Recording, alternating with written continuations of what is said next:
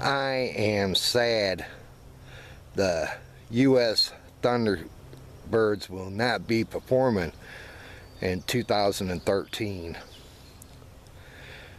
Very, very sad. They was supposed to be performing at our balloon event here in Battle Creek, Michigan coming up soon. But with the federal budget cuts, they won't be coming. They won't be coming to our town. So sad, so sad. Wish they could have found a way to have them still perform no matter what, man. No matter what.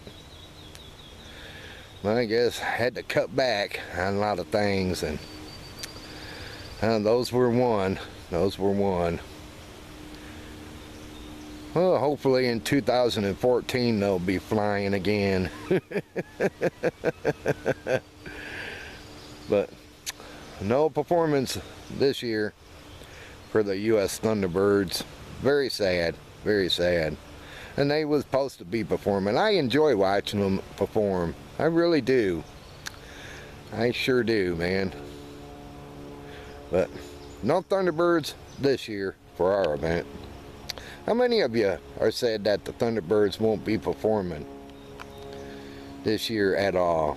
If you are, leave your comments below.